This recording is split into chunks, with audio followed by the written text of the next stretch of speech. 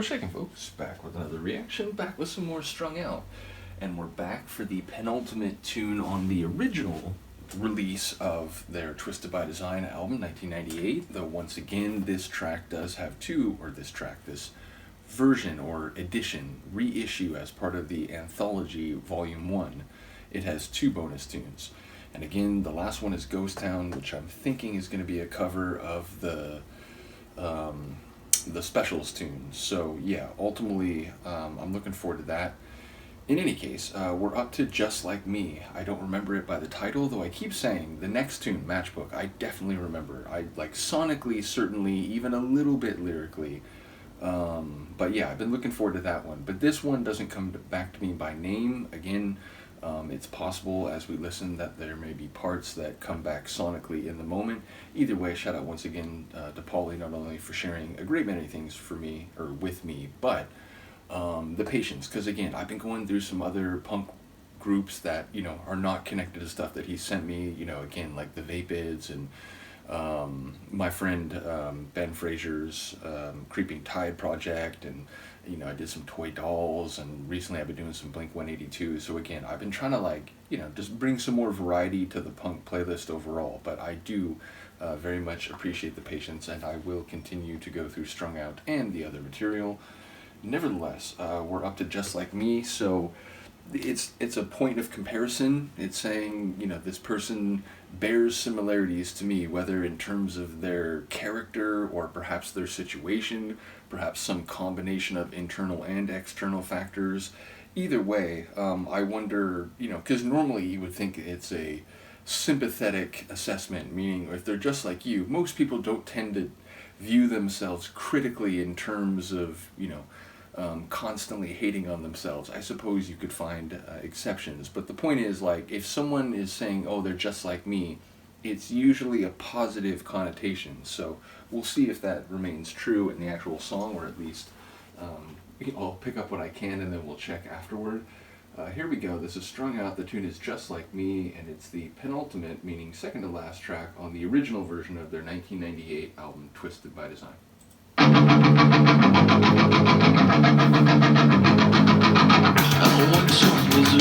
remember the intro. But I hated me.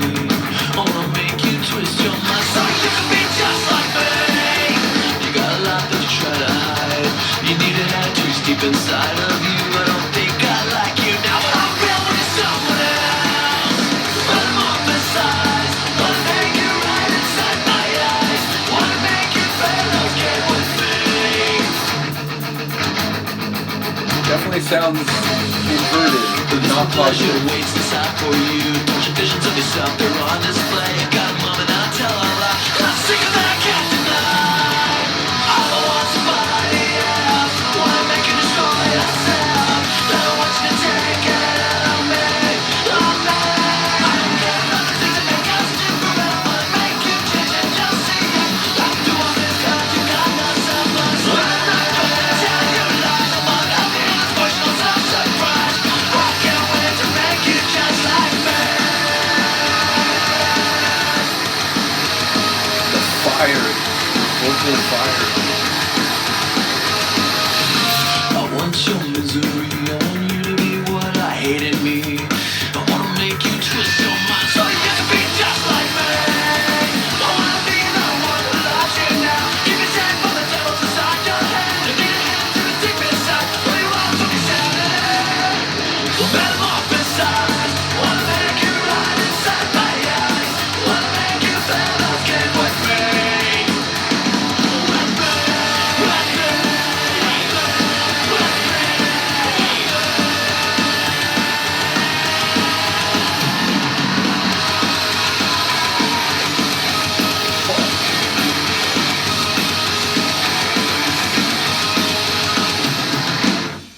That was insane. That was like the craziest vocal run I've heard him do. He went beyond the measure break, and it was still it wasn't trailing off. He wasn't dying of lack of oxygen. He was still raspy and wicked.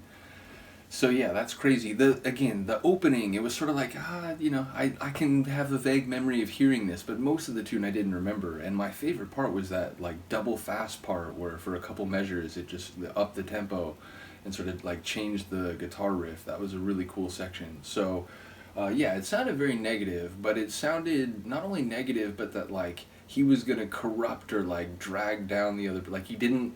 He's looking in their eyes, maybe sees something that he doesn't like. Which again, that's psychologists will talk about the way in which we project our own negative qualities onto others sometimes, but also you may recognize negative qualities in someone that instantly make you very bothered or indeed have a very negative response. And there are some cases where it could be argued it's because you're recognizing traits you don't like about yourself in this other person, and it's easier to process them if you're talking about this other person than about yourself, right? Because that means like if you really don't like what you're doing or how you're thinking or feeling, then that's going to require some form of change. Change is not easy. Most people would rather just stick with the status quo than put in the effort or risk that is involved in changing.